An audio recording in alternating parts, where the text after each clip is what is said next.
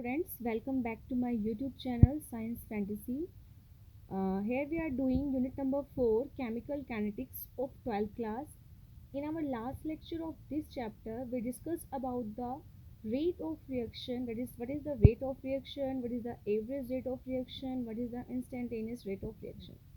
Now, today we are going to start factor affecting the reaction rate. How many factors which affect the rate of reaction means by which rate of reaction increases और by which rate of reaction decreases. कैसे कौन कौन से factor हैं जो rate of reaction को affect कर रहे हैं, जिनकी वजह से रिएक्शन का जो रेट है वो आपका क्या हो रहा है, चेंज हो रहा है. Our first factor is nature of the reactant. जो हमारा पहला फैक्टर होगा वो डिपेंड करता है नेचर ऑफ रिएक्टेंट की. जो हम आपका रिएक्टेंट ले रहे हैं उसका जो नेचर होगा वो कैसे होगा. आपको रिएक्टेंट के बारे में बताने की अभी ज़रूरत नहीं है, बिकॉज आपको पता है कि अगर मैं यहाँ पे कोई भी रिएक्शन लिखती हूँ A + B converted into the C + D, तो जो यहाँ पे आपको लेफ्ट हैंड साइड लिखे होते हैं दैट इज़ द रिएक्टेंट, यानी कि जो A एंड B है वो आपका क्या है, रिएक्टेंट है. एंड जो इधर राइट हैंड साइड लिखे हैं C एंड D, ये आपके क्या होते हैं, ये आपके क्या होते हैं, प्रोडक्ट्स होते हैं.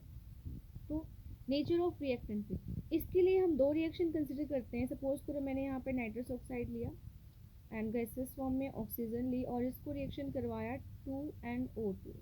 अब ये वाली जो रिएक्शन होती है हमारी काफ़ी क्या होती है, फास्ट होती है. सिमिलरली हमने कार्बन मोनोऑक्साइड लिया, उसकी रिएक्शन ऑक्सीजन के साथ करवाई और क्या बना दिया, कार्बन का डाइऑक्साइड बना दिया. तो ये रिएक्शन क्या होती है, स्लो. अब नेचर ऑफ रिएक्टेंट का मतलब क्या है, यहाँ पे मेरे पास जो रिएक्टेंट था वो क्या था, नाइट्रस ऑक्साइड था, और यहाँ पे मेरे पास रिएक्टेंट क्या था, कार्बन मोनोऑक्साइड था. ये दोनों रिएक्शन देखने में बिल्कुल एक जैसी लगती हैं. एक जैसी क्यों लगती हैं, यहाँ हमने नाइट्रोजन का ऑक्साइड लिया, यहाँ मैंने कार्बन का ऑक्साइड लिया है और दोनों की रिएक्शन मैंने ऑक्सीजन की प्रेजेंस में ही करवाई है. तो इधर नाइट्रोजन का डाइऑक्साइड बन रहा है, इधर किसका बन रहा है, कार्बन का डाइऑक्साइड बन रहा है. बट जो फर्स्ट वाली है वो बहुत ज़्यादा फास्ट है और जो सेकेंड वाली है वो क्या है, स्लो है. इसका रीज़न ये है कि जो आपका जो भी कोई केमिकल रिएक्शन होती है तो उस केमिकल रिएक्शन में जो रिएक्टेंट्स होते हैं उनके बीच के जो ओल्ड बॉन्ड्स होते हैं वो ब्रेक करते हैं एंड न्यू बॉन्ड की क्या होती है, फॉर्मेशन होती है. तो जो बॉन्ड है उनको ब्रेक करने के लिए जो है डिफरेंट बॉन्ड्स को ब्रेक करने के लिए डिफरेंट अमाउंट ऑफ एनर्जी की रिक्वायरमेंट यहाँ पे होती है. अब ये स्लो है, ये क्या है, फास्ट है. तो इट मीन्स क्या है कि जो आपका नाइट्रस ऑक्साइड है इसका जो बॉन्ड है इसके बीच का जब आप बॉन्ड ब्रेक करोगे तो उसके लिए आपको लेस एनर्जी की रिक्वायरमेंट है, ठीक है. लेकिन जो कार्बन मोनोऑक्साइड वाला बॉन्ड है उसको ब्रेक करने के लिए आपको मोर एनर्जी की रिक्वायरमेंट यहाँ पे है. तो इस वजह से मीन्स कार्बन मोनोऑक्साइड के जो बीच का बॉन्ड है वो स्ट्रॉन्ग है as compare to nitrous oxide. तो इस वजह से जो रिएक्टेंट होते हैं उनके बीच में बॉन्डिंग कैसी है उसके भी यहाँ पे ये होता है, यानी कि इसका बॉन्ड स्ट्रॉन्ग था, इसके लिए एनर्जी ज़्यादा चाहिए थी तो रेट ऑफ रिएक्शन क्या थी, स्लो थी. एंड यहाँ पे बॉन्ड क्या था, वीक था, तो इसलिए यहाँ पे जो रेट ऑफ रिएक्शन है वो आपकी क्या है, फास्ट है. उसके बाद आपको जो सेकंड फैक्टर है जिस पे रेट ऑफ रिएक्शन अफेक्ट होता है that is the concentration of the reactant. Concentration का मतलब क्या होता है, how much amount you have taken for the reaction. Concentration of reactant कि जो आप रिएक्टेंट लेते हो उसकी जो कंसंट्रेशन होती है उसका क्या फ़र्क पड़ता है रेट ऑफ रिएक्शन पे. तो मैं आपको बता दूं बेटा कि जो कंसंट्रेशन होती है वो डायरेक्टली प्रोपोर्शनल होती है रेट ऑफ रिएक्शन के. मतलब greater the concentration of reactant more is the rate of reaction. जैसे जैसे जो कंसंट्रेशन है किसकी, कंसंट्रेशन ऑफ रिएक्टेंट, इसकी कंसंट्रेशन क्या करेगी, डिक्रीज करेगी, रेट ऑफ रिएक्शन क्या कर जाएगा आपका, डिक्रीज कर जाएगा. मतलब कि अगर हम यहाँ पे एक ग्राफ प्लॉट करते हैं टाइम के साथ में और इधर हम क्या ले लेते हैं, कंसंट्रेशन ले लेते हैं, तो स्टार्टिंग में क्या होता है, रिएक्टेंट की कंसंट्रेशन फास्ट होती है और धीरे धीरे टाइम के साथ जो रिएक्टेंट की कंसंट्रेशन होती है वो क्या कर जाती है, डिक्रीज कर जाती है. जब रिएक्टेंट की कंसंट्रेशन डिक्रीज करेगी तो जो रेट ऑफ रिएक्शन है वो भी टाइम के साथ क्या कर जाती है, डिक्रीज कर जाती है. यानी कि जितना ज़्यादा अमाउंट आप लोगे रिएक्शन क्या होगी उतनी ही ज़्यादा आपकी क्या होती है, फास्ट होती है. हमने ये दो फैक्टर किए. Our third factor is the temperature. अब टेम्परेचर का रेट ऑफ रिएक्शन पे क्या फ़र्क पड़ेगा. टेम्परेचर का रेट ऑफ रिएक्शन पे फ़र्क ऐसे पड़ सकता है क्योंकि आपको पता है कि किसी बॉन्ड को ब्रेक करने के लिए हमें एनर्जी की रिक्वायरमेंट होती है. एंड अगर आप किसी चीज़ को टेम्परेचर देते हो मतलब आप उसको क्या कर रहे हो, हीट कर रहे हो. एंड हीट क्या है बेटा, heat is a form of energy, heat is the another form of energy. It means क्या है कि जो रेट ऑफ रिएक्शन होती है वो भी टेम्परेचर के क्या होती है, डायरेक्टली प्रोपोर्शनल होती है. यानी कि जैसे जैसे आप टेम्परेचर को इंक्रीज करोगे रेट ऑफ रिएक्शन भी क्या करेगा आपका इंक्रीज करेगा। कुछ केसेस में ऐसा होता है कि अगर आप 10 डिग्री सेल्सियस टेम्परेचर को क्या करते हो राइज करते हो तो जो आपका रेट ऑफ रिएक्शन होता है वो रेट ऑफ रिएक्शन भी कैसा हो जाता है डबल हो जाता है। यानी कि एवरी 10 डिग्री सेल्सियस राइज होने में जो रेट ऑफ रिएक्शन होता है वो क्या हो जाता है डबल हो जाता है। कई बार क्या होता है कि कुछ जो रिएक्शंस होती हैं वो आपका जो रूम टेम्परेचर है उस रूम टेम्परेचर पे आपकी जो रिएक्शन है वो प्रोसीड नहीं करती है। हाँ, लेकिन जैसे ही आप उसको हीट प्रोवाइड करते हो, आपने क्या दिया उसको हीट दिया, तो जो आपकी रिएक्शन है वो होना क्या हो जाती है स्टार्ट हो जाती है। इट मीन्स कि जो टेम्परेचर होता है वो रेट ऑफ रिएक्शन को क्या करता है इंक्रीज करता है। Means rate of reaction increases with increase in the temperature. Our fourth factor which affect the rate of reaction is the presence of catalyst. Presence of catalyst. अब ये catalyst क्या होते हैं? कैटलिस्ट कुछ केमिकल सब्सटेंस होते हैं जो आपके रेट ऑफ रिएक्शन को क्या करते हैं अल्टर करते हैं। अल्टर करने का मतलब क्या होता है वो रेट ऑफ रिएक्शन को चेंज करते हैं। वैसे तो कैटलिस्ट जो होते हैं वो टू टाइप्स के होते हैं। एक आपका होता है पॉजिटिव कैटलिस्ट और एक होता है नेगेटिव कैटलिस्ट। अब अल्टर करने का मतलब चेंज है। पॉजिटिव कैटलिस्ट क्या करता है जो रेट ऑफ रिएक्शन होती है उसको क्या करता है इंक्रीज करता है एंड जो नेगेटिव कैटलिस्ट होता है वो रेट ऑफ रिएक्शन को क्या करता है डिक्रीज करता है। बट अगर हम बिना किसी परफिक्स के यानी कि पॉजिटिव कैटलिस्ट या नेगेटिव कैटलिस्ट सिर्फ हम टर्म क्या यूज़ कर रहे हैं कैटलिस्ट, तो उसको हमेशा हम किस में लेते हैं पॉजिटिव में। इसलिए जो कैटलिस्ट होता है वो क्या करता है increase the rate of reaction. जो आपका कैटलिस्ट यहाँ पे आप यूज़ करोगे वो कैटलिस्ट क्या करेगा रेट ऑफ रिएक्शन को क्या करेगा इंक्रीज करेगा। क्यों? क्योंकि जो कैटलिस्ट होता है वो इक्विलिब्रियम बहुत जल्दी से अटेन करने में हेल्प करता है without disturbing the state of equilibrium. तो इस वजह से कैटलिस्ट भी क्या करेगा रेट ऑफ रिएक्शन को आपके इंक्रीज करेगा। Our fifth factor is the surface area of reactant. Surface area of reactant कि जो रिएक्टेंट है उसका जो सरफेस एरिया है उसका रेट ऑफ रिएक्शन पे क्या फर्क पड़ता है। ठीक है, तो ऐसी रिएक्शन होती है जिस रिएक्शन के अंदर जो आपके पास या तो आप क्या यूज़ कर रहे हो सॉलिड रिएक्टेंट यूज़ कर रहे हो, आप सॉलिड रिएक्टेंट यूज़ कर रहे हो या फिर आप क्या यूज़ कर रहे हो सॉलिड कैटलिस्ट यूज़ कर रहे हो। तो इसमें क्या होता है अगर आपका जो पार्टिकल का साइज जितना स्मॉल होगा स्मॉलर साइज ऑफ पार्टिकल जितना ज़्यादा मतलब उसका साइज कम रहेगा ग्रेटर द सरफेस एरिया, उसका जो सरफेस एरिया होगा वो क्या होगा आपका ज़्यादा होगा और सरफेस एरिया जितना ज़्यादा होगा फास्टर द रिएक्शन जो है वो उतनी ज़्यादा क्या होगी फास्ट होगी। बिकॉज अगर हम कोई फाइनली पाउडर्ड फॉर्म में कोई चीज़ लेते हैं तो पाउडर्ड फॉर्म में क्या होता है पाउडर्ड फॉर्म में उसका जो सरफेस एरिया होता है वो इंक्रीज कर गया, पार्टिकल का साइज छोटा हुआ और अगर पार्टिकल का साइज छोटा है सरफेस एरिया ज़्यादा होगा तो रेट ऑफ रिएक्शन भी आपकी क्या होती है फास्ट होती है।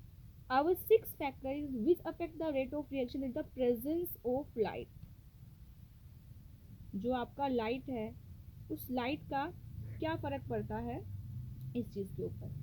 तो कुछ रिएक्शंस ऐसी होती हैं जो डार्क में नहीं होती। फॉर एग्जांपल अगर मैंने यहाँ पे H2 + Cl2 रिएक्शन करवा के मैं HCl बनाना चाहूँ तो अगर यहाँ पे लाइट नहीं है तो ये रिएक्शन यहाँ पे नहीं होगी। हाँ, लेकिन अगर मैं यहाँ पे H2 + Cl2 करके यहाँ पे सनलाइट प्रोवाइड कर दूँ तो ये HCl यहाँ पे आराम से बनेगा। तो इट मीन्स क्या होती है कुछ रिएक्शन जो होती हैं वो डार्क में नहीं होती। अगर आप यहाँ पे डार्क ले लो तो ये रिएक्शन यहाँ पे प्रोसीड नहीं करेगी, लेकिन लाइट की प्रेजेंस में वो रिएक्शन वहाँ पे हो जाती हैं। तो लाइट के लिए हम वर्ड यूज़ करते हैं फोटो। तो ये वाली जो रिएक्शंस होती हैं जो लाइट की प्रेजेंस में होती हैं that particular reaction is known as the photo chemical reactions. इनको हम फोटोकेमिकल रिएक्शन कहते हैं। केमिस्ट्री की वो ब्रांच जिसके अंदर हम फोटोकेमिकल रिएक्शन की जो स्टडी करते हैं उसको हम क्या कहते हैं photochemistry. Photochemistry is another branch of chemistry which deals with the chemical reaction which occurs in the presence of sunlight। तो उनकी प्रेजेंस में जो रिएक्शंस होती है उनको पढ़ने के लिए हमारे पास एक अलग सी ब्रांच होती है that is the photochemistry. Okay, now our next topic is the rate law expression and order of a reaction। तो सबसे पहले हम क्या करते हैं rate law expression। आपको अभी आपने जो है लॉ ऑफ मास एक्शन पढ़ा हुआ है, अगर आपको पता हुआ है कि कैसे क्या होता है, तो ये अगर मैंने आपको स्टार्टिंग में बताया था, अगर मैं यहाँ पे एक ग्राफ प्लॉट करूँ, यहाँ पे मैंने ग्राफ ले लिया टाइम के बीच में और इस तरफ क्या ले लिया कंसंट्रेशन के बीच में। अगर मैं रिएक्टेंट की बात करूँ, यहाँ पे मैंने क्या लिया, ये रिएक्टेंट लिया। इनिशियली क्या होता है, जब टाइम ज़ीरो होता है तो रिएक्टेंट क्या होता है, मैक्सिमम होता है। जैसे जैसे टाइम क्या करता है, आगे बढ़ता है, जो रिएक्टेंट की कंसंट्रेशन होती है स्लाइटली वो क्या कर जाती है, आपकी डिक्रीज कर जाती है। क्यों? क्योंकि जब रिएक्शन होगी आपकी तो रिएक्टेंट क्या होगा, आपका कंज्यूम होगा, और अगर रिएक्टेंट कंज्यूम होगा तो रेट मतलब रिएक्टेंट जब कंज्यूम होगा मीन्स वो डिक्रीज करेगा। ऐसे ही इनिशियली जो है बिल्कुल जो आपका प्रोडक्ट होता है वो प्रोडक्ट आपका क्या होता है, ज़ीरो होता है। लेकिन जैसे जैसे टाइम इंक्रीज होता है, क्योंकि जो रिएक्टेंट है वो प्रोडक्ट में चेंज होता है, इसलिए जो प्रोडक्ट की कंसंट्रेशन है वो प्रोडक्ट की कंसंट्रेशन आपकी क्या करती है, इंक्रीज करती है। यानी कि जब भी कोई केमिकल रिएक्शन होती है, टाइम के साथ जो रिएक्टेंट की कंसंट्रेशन है वो डिक्रीज करती है, एंड प्रोडक्ट की जो कंसंट्रेशन होती है वो क्या करती है, आपकी इंक्रीज करती है। तो इसको अगर हम कंसंट्रेशन के साथ जो है शो करना चाहें, तो हमारे पास एक लॉ है कि किस तरह से ये इंक्रीज कर रही है, उसको हम क्या कहते हैं, लॉ ऑफ मास एक्शन। ये हमने शायद लास्ट ईयर भी पढ़ा हुआ है इक्विलिब्रियम वाले चैप्टर में। लॉ ऑफ मास एक्शन क्या कहता है कि अगर मैं क्या करूँ कि एक फॉर अ रिएक्शन, कि अगर मैं यहाँ पे एक रिएक्शन कंसिडर करूँ, मेरे पास रिएक्शन है ए प्लस बी का कोफिशिएंट बी, और ये कन्वर्टेड इनटू द प्रोडक्ट, इसको हमने प्रोडक्ट में क्या कर लिया, कन्वर्ट कर लिया। तो इस केस में जो मेरा रेट होगा रिएक्शन का वो डायरेक्टली प्रोपोर्शन होगा molar concentration of A and molar concentration of B each raise to power of its coefficient. ठीक है, तो यहाँ पे अगर मैं यहाँ पे रेट को करूँगी तो इज इक्वल टू यहाँ पे एक कांस्टेंट आ जाएगा के, एंड यहाँ पे मोलर कंसंट्रेशन ए की पावर ए, मोलर कंसंट्रेशन बी की पावर बी। मैं आपको बार बार कहूँगी बेटा, जो यहाँ पे आप स्क्वेयर ब्रैकेट्स यूज़ करते हो, ये स्क्वेयर ब्रैकेट्स किसके लिए होता है, मोलर कंसंट्रेशन के लिए होता है। तो जो लॉ ऑफ मास एक्शन क्या कहता है कि rate of reaction is equal to the product of the, product का मतलब multiply, product of the molar concentration of reactant each raised to the power of its stoichiometric coefficient as in the Valence chemical equation। तो law of mass action आपका कहता है कि किसी भी जो रिएक्शन का रेट होता है वो इक्वल होता है उसके जो रिएक्टेंट होते हैं उनकी प्रोडक्ट के, प्रोडक्ट का मतलब क्या है, मल्टीप्लिकेशन में, और उनकी जो पावर होती है वो कितनी आती है, जो उनके स्टोकियोमेट्रिक कोफिशिएंट लगे होते हैं आगे जो नंबर होते हैं बैलेंस केमिकल इक्वेशन में, उतना जो है वो किया जाता है। लेकिन एक्सपेरिमेंटली ऐसा फाउंड किया गया कि जो रेट ऑफ रिएक्शन है वो ए और बी पे जो है वो डिपेंड नहीं करती, वो कोई भी एक वैल्यू होती है, एक्सपेरिमेंटल वैल्यू होती है जिस पे वो डिपेंड करते हैं लॉ ऑफ मास एक्शन के अकॉर्डिंगली। सपोज कर लो कि वो एक्सपेरिमेंटल वैल्यू आपकी क्या है, अल्फ़ा एंड बीटा है। अल्फ़ा ए के लिए, तो उसके अकॉर्डिंग जो रेट होगा, रेट इज इक्वल टू के ए की power alpha and molar concentration of B, B की पावर बीटा। यहाँ पे जो अल्फ़ा और बीटा आते हैं एक ऐसी टर्म है जो आपकी जो है वो एक्सपेरिमेंटल आए हैं, जो थ्योरेटिकल नहीं है। मतलब ये अल्फ़ा और बीटा जो ये रिएक्शन है इसकी स्टोकियोमेट्रिक कोफिशिएंट नहीं है। तो इस तरह से जब आप इसको यहाँ पे रिप्रेजेंट करते हो कि आपका कांस्टेंट ही है, तो इसको हम क्या कहते हैं, रेट लॉ। इसको हम क्या कहते हैं, आपका रेट लॉ कहते हैं। और यहाँ पे जो आपका कांस्टेंट होता है उसको वेलोसिटी कांस्टेंट या फिर हम क्या कहते हैं, rate constant. This constant is known as the velocity constant, either हम क्या कहते हैं, रेट कांस्टेंट। अब यहाँ पे अगर मैं क्या करूँ कि जो मोलर कंसंट्रेशन है ए की उसको भी 1 ले लूँ, और जो मोलर कंसंट्रेशन है बी की उसको भी 1 ले लूँ, तो मेरे पास क्या होगा, रेट इज इक्वल टू के आ जाएगा। इट मीन्स आप कह सकते हो rate constant of a reaction may be defined as the rate of reaction when the molar concentration each of reactant is taken 1। तो that's why ये जो आपका होता है इसको हम क्या कहते हैं, स्पेसिफिक रिएक्शन रेट। इसको हम क्या कहते हैं, स्पेसिफिक रिएक्शन रेट भी बोलते हैं इसको हम। किसको, रेट कांस्टेंट को स्पेसिफिक रिएक्शन रेट भी हम यहाँ पे बोलते हैं sometimes. Okay, now what is the characteristic of the rate constant. Characteristic का मतलब कि जो आपके पास ये रेट कांस्टेंट है उसकी क्या क्या करेक्टरिस्टिक्स है। Characteristics of rate constant, rate constant क्या है आपका, के। जिसको आप वेलोसिटी कांस्टेंट भी यहाँ पे बोलते हो। तो फर्स्ट कैरेक्टरिस्टिक रेट कांस्टेंट की क्या है?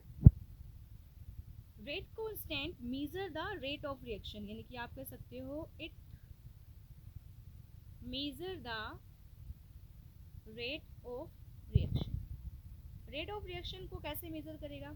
मतलब greater the value of rate constant, rate constant की जो वैल्यू होगी वो जितना ज़्यादा होगी, faster is the rate of reaction, faster is the rate of reaction. यानी कि अगर आपको दो रिएक्शन के रेट कांस्टेंट की वैल्यू दी हुई है और आपसे पूछा गया है कि इनमें से जो रेट ऑफ रिएक्शन है किसका फास्ट है, तो just have a look of the rate constant. जिसकी वैल्यू आपको ज़्यादा आती है वो रिएक्शन का जो रेट है वो फास्ट है, एंड जिसकी रेट कांस्टेंट की जो वैल्यू है वो कम आती है, वो जो रिएक्शन का रेट है वो आपका क्या है? स्लो है। Now what is the second characteristic? Rate constant, each reaction has a definite value of rate constant at a particular temperature। मतलब आप कह सकते हो कि जो आपका रेट कांस्टेंट होता है वो टेम्परेचर डिपेंडेंट होता है। क्या होता है? टेम्परेचर डिपेंडेंट होता है। मतलब कि अगर आपके पास सेम रिएक्शन है, सेम ही रिएक्शन है और वो डिफरेंट टेम्परेचर पे हो रही है, मतलब वहाँ पे टेम्परेचर आप क्या ले रहे हो? अलग अलग ले रहे हो, तो जो आपकी के की वैल्यू आएगी वो हर बार क्या आएगी? आपकी डिफरेंट आएगी, सेम नहीं आएगी। मीन्स रेट कांस्टेंट आपका क्या है? टेम्परेचर डिपेंडेंट है। ठीक है। रेट कांस्टेंट की जो वैल्यू होती है does not depends on the concentration of reactant, यानी कि आप कह सकते हो जो आपका के है, के जो है वो does not depends on molar concentration of reactant, molar concentration of reactant, molar reactant की कंसंट्रेशन से इसको कोई मतलब नहीं है। एंड दूसरा क्या होता है, जब आप यूनिट की बात करते हो तो वो यूनिट जो होती है रिएक्शन की वो ऑर्डर के अकॉर्डिंग क्या होती है? डिफरेंट होती है। रेट कांस्टेंट की जो यूनिट होगी, हर एक ऑर्डर ऑफ रिएक्शन के लिए जो रेट कांस्टेंट की यूनिट आती है वो ऑर्डर ऑफ रिएक्शन पे क्या करती है? आपकी डिपेंड करती है। Now what is the order of reaction? Order of reaction क्या कहता है कि सपोज करो जैसे कि हमारे पास यहाँ पे रेट लॉ था। रेट लॉ में हमने किसी भी चीज़ का जो रेट लिखा था वो कुछ ऐसे लिखा था कि k इज इक्वल टू ए की पावर अल्फ़ा एंड b की पावर बीटा। तो इसमें जब हम किसी भी चीज़ का रेट निकालेंगे तो रेट क्या होगा? Alpha plus beta. ये अल्फ़ा और बीटा जो है वो रिएक्शन के जो आप रिएक्टेंट होंगे उनको स्टोकियोमेट्रिक कोफिशिएंट नहीं है, they are determined by the experiment. यानी कि आप कह सकते हो कि order of reaction is the sum of the exponent to which the molar concentration of rate equation raise. इसको अगर आप ऐड कर दोगे तो वहाँ पे आप ऑर्डर आ जाएगा। पर ये चीज़ें जो होती हैं वो एक्सपेरिमेंटल हैं। कभी आप सोचो कि जो रिएक्शन लिखी हुई है सिर्फ उस रिएक्शन का आगे का कोफिशिएंट है जो लगा हुआ है, तो that is not possible. This value is totally experimental. Okay, अगर आप इसको जो है कोफिशिएंट लेते हो तो वो आपका लॉ ऑफ मास एक्शन हो जाएगा, and law of mass action does not tell about the order of reaction, only rate law tell about the order of reaction. Okay, for example if we consider a simple reaction like 5 Br negative plus BrO3 negative and plus 6H positive, and it is converted into the 3Br2 plus 3H2। अब इसके लिए हमें rate given है, इस reaction के लिए हमें क्या है? रेट गिवन है। जब रेट गिवन है तो वो रेट क्या है? K Br negative BrO3 negative H positive का ट्वाइस। तो अब इसके लिए अगर मुझे ऑर्डर निकालना, दैट इज द 1 + 1 + 2, कितना हो जाएगा? क्योंकि यहाँ पे कुछ नहीं है तो 1 है, यहाँ पे कुछ नहीं है तो 1 है, और यहाँ पे 2 आपको गिवन है, तो ये आपका आ जाएगा 4। यानी कि ये फोर्थ ऑर्डर रिएक्शन हो जाएगी। जबकि यहाँ पे कोफिशिएंट 5 लगा हुआ है, यहाँ पे 1 है, यहाँ पे 6, हमें उससे मतलब नहीं है, क्योंकि अगर आप इसके कोफिशिएंट को उसकी पावर में लोगे तो वो लॉ ऑफ मास एक्शन होगा। एंड अगर एक्सपेरिमेंटल इसको हम लिख रहे हैं वहाँ पे तो that is the rate law.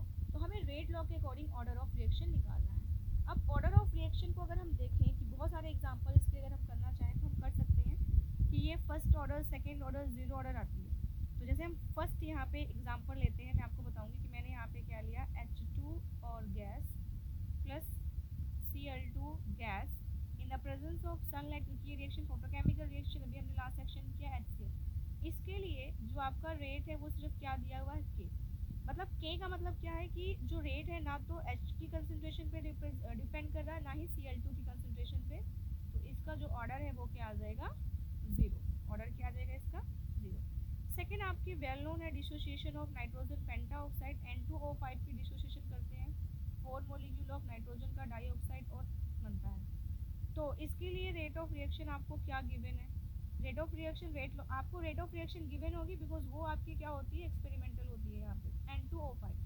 तो इसका जो रेट ऑफ ऑर्डर है वो क्या है, फर्स्ट ऑर्डर रिएक्शन है बिकॉज ये कोफिशिएंट नहीं ले रहे हैं हम, वहाँ पे वैल्यू 1 है और वो कैसी है, एक्सपेरिमेंटल है, इसलिए ये रिएक्शन क्या होगी आपकी, first order reaction. By taking the another example combination of nitrogen dioxide, तो यहाँ पे हमने नाइट्रोजन का डाइऑक्साइड लिया प्लस क्या लिया, क्लोरीन लिया, इसको कन्वर्ट किया NO2F।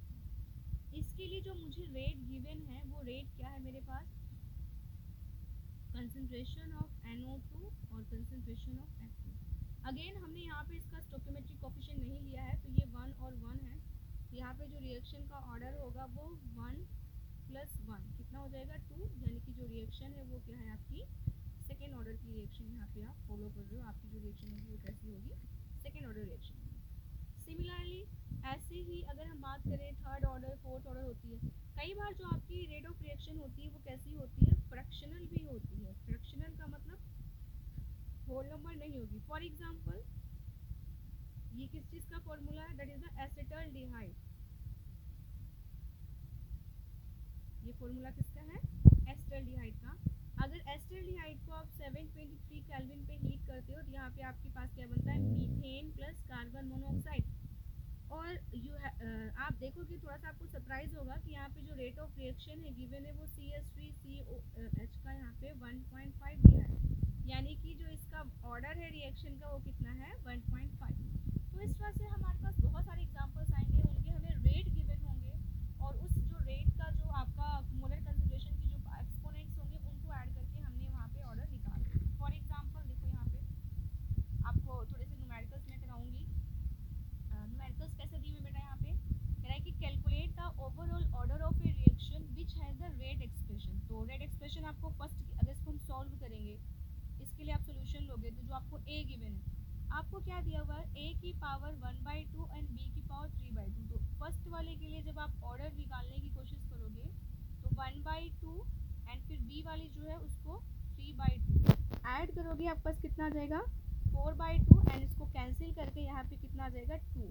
तो यहाँ पे जो रिएक्शन का ऑर्डर है that is the second order reaction, that is the second order reaction. Similarly B वाले केस में देखो a का 3/2, तो इस केस में अगर आप ऑर्डर ऑफ रिएक्शन निकालने की कोशिश करोगे, यहाँ पे भी ऑर्डर निकाला है ऑर्डर ऑफ रिएक्शन की, कौन से ऑर्डर की रिएक्शन है, देन एक तो आपकी क्या है 3/2 है एंड सेकेंड आपको क्या दिया है -1। इसका एलसीएम लोगे आप 2 3 -2 क्या आ जाएगा आपका 1/2, यानी कि जो ऑर्डर है वो कितना आ गया 0.5, हाफ है।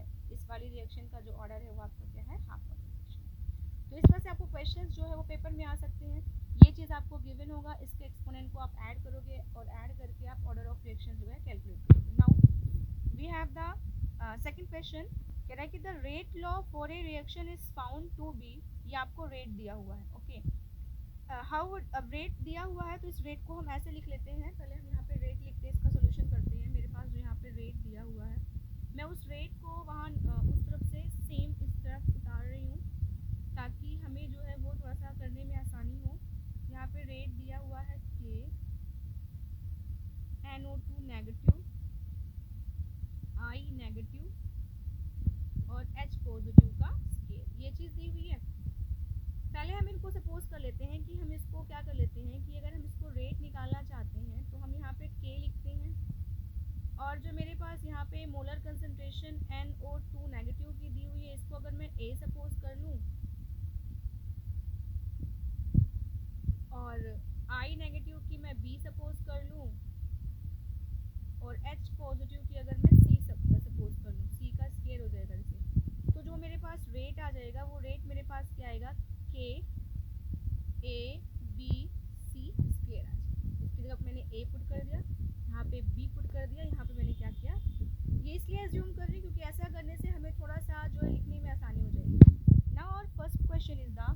How would be rate of reaction change when concentration of H positive is double. अगर आप H पॉजिटिव आयन की कंसंट्रेशन क्या कर दोगे, डबल। डबल का मतलब 2 से मल्टीप्लाई करोगे। तो यहाँ पे मैंने क्या लिखा, यहाँ पे फर्स्ट इसका किया कि मैंने रेट लिखा, यहाँ पे मैंने K लिखा, यहाँ पे A लिखा, यहाँ पे B लिखा और यहाँ पे क्या किया 2C का स्क्वायर, क्योंकि जो H पॉजिटिव है वो C है और उसकी कंसंट्रेशन मैंने क्या करनी है, डबल करनी है। तो क्या हो जाएगा K A B 4C square. अगर मैं इसको लिखूंगी यहाँ पे 4 आगे आ जाएगा K A B C square, तो K A B C square तो यही आ गया। अब यहाँ पे आगे 4 आ गया, मतलब जो आपकी रेट ऑफ रिएक्शन है वो 4 टाइम्स क्या कर जाएगी, इंक्रीज कर जाएगी, अगर आप H पॉजिटिव आयन की कंसंट्रेशन को क्या करते हो, इंक्रीज करते हो। Got it. Now our second क्या है कि if the concentration of I negative is half, I की कंसंट्रेशन आपने हाफ करनी है, I को आपने B किया हुआ और आपने B को डिवाइड कर देना है, यानी कि फिर आपका जो रेट होगा वो रेट आपका जो दिया हुआ है यहाँ पे K A और B को क्या कर दिया, B/2 कर दिया एंड C स्क्वायर। इसको लिखोगे तो क्या हो जाएगा 1/2 K A B C square, यानी कि इस केस में जो आपका रेट ऑफ रिएक्शन है वो क्या हो जाएगा, हाफ हो जाएगा। क्या हो जाएगा, हाफ हो जाएगा टोटल, क्योंकि K A B C square तो रेट है, उसके आगे 1/2 आ गया तो वो हाफ हो जाएगा। फिर थर्ड क्वेश्चन दिया है concentration of each of NO2 negative I negative H positive triple, सभी की कंसंट्रेशन को क्या कर दो, ट्रिपल कर दो। तो ट्रिपल करने के लिए आपने क्या करना है, rate is equal to K 3A into 3B into 3C का whole square, 3A into 3B into 3C का होल स्क्वायर किया हमने। अब जब इसको मैं सॉल्व करती हूँ तो यहाँ पे आपका 3 इंटू 3 इंटू 9, क्योंकि 3 की जो स्क्वायर है वो 9 है, और ये क्या जाएगा K A B C square, तो इसको मल्टीप्लाई करो कितना आएगा 81 K A B C square, यानी कि यहाँ पे ये तो सेम आ गया जो आपका रेट है और यहाँ पे क्या आ गया आपका 81 आ गया। मतलब क्या होगा, जो रेट ऑफ रिएक्शन होगी वो आपकी 81 टाइम क्या कर जाएगी, यहाँ पे इंक्रीज कर जाएगी आपकी रेट ऑफ रिएक्शन 81 टाइम यहाँ पे आपकी। Got it. इस वक्त हम करेंगे। उसके बाद मैं यहाँ पे आपको बताऊंगी unit of the rate constant, जो कि आज का हमारा लास्ट टॉपिक होगा। इसके बाद हम जो भी टॉपिक होगा वो नेक्स्ट करेंगे। आपको पता है बेटा, जो किसी भी रिएक्शन का रेट होता है वो क्या होता है, dx/dt।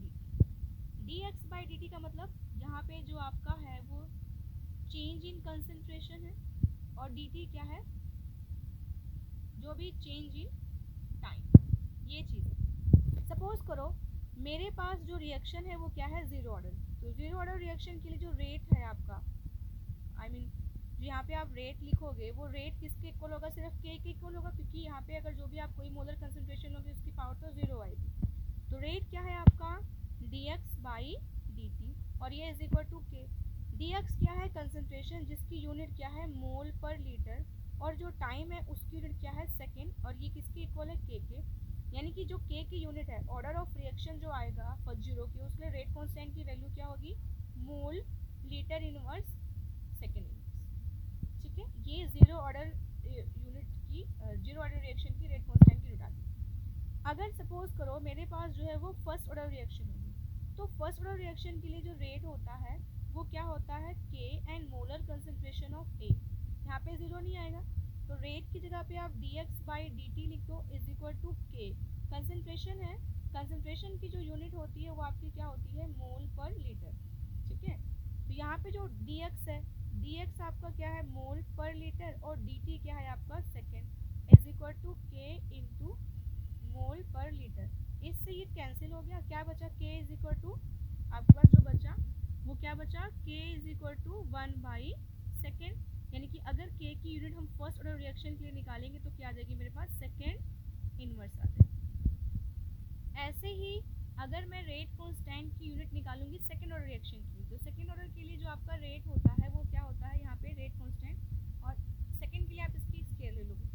रेट की जगह पे आप क्या लिखोगे, dx/dt is equal to K, और यहाँ पे क्या आ जाएगा, मोल अपॉन लीटर का स्केयर, क्योंकि कंसंट्रेशन है।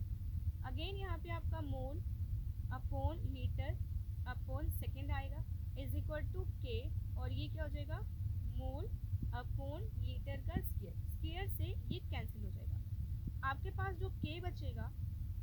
बचेगा बेटा, ये जो लीटर है ये ऊपर चला जाएगा उधर जाके, तो बचेगा लीटर, मोल जो है वो नीचे आ जाएगा, लीटर मोल इनवर्स, और सेकेंड ऑब्वियसली नीचे रहेगा तो जाएगा litre mole inverse second inverse.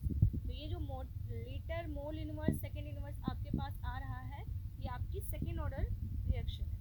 उसके बाद अगर मेरे पास जो ऑर्डर ऑफ रिएक्शन होगा वो थर्ड होगा, तो थर्ड वाले के लिए जो मेरे पास रेट होगा, रेट इज इक्वल टू आपका के ए की पावर 3। यहाँ पे रेट क्या ले लो, D X by D T is equal to के ए की पावर 3। ये मोल पर लीटर होगा, एक तो इसकी जगह आप मोल पर लीटर लिख दो और यहाँ पे क्या लिख दो, सेकेंड लिख दो, यहाँ पे के, और ए की जगह पे आपका यहाँ पे मोल अपॉन लीटर का क्या हो जाएगा, क्यूब। इससे ये कटेगा तो यहाँ पे कितना बचेगा, 2।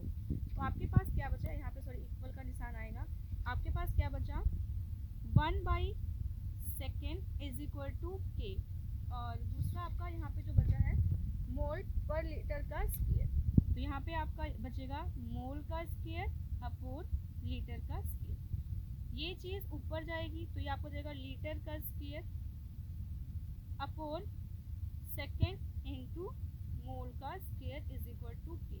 यानी कि थर्ड ऑर्डर के लिए जो यूनिट होगी क्या होगी, litre square mole minus 2 second inverse. तो ये आपकी जो है वो थर्ड ऑर्डर की जो है वो रिएक्शन यहाँ पे आपकी होगी। इन केस अगर आप कहते हो कि जो आपका जो रिएक्शन है वो गैशियस है, तो गैशियस रिएक्शन गैसेस स्टेट की अगर हम बात करते हैं गैशियस फॉर्म में, तो उस गैसेस फॉर्म में जो आपका मोल पर लीटर होता है कंसंट्रेशन, उसके लिए हम क्या करते हैं, एटमॉस्फेयर यूज करते हैं। एटमॉस्फेयर अगर यूज करेंगे तो सपोज करो मेरे पास जीरो ऑर्डर रिएक्शन है, तो जीरो ऑर्डर रिएक्शन के लिए मेरे पास क्या होगा, मेरी यूनिट क्या है, mole litre inverse second inverse, यही है ना।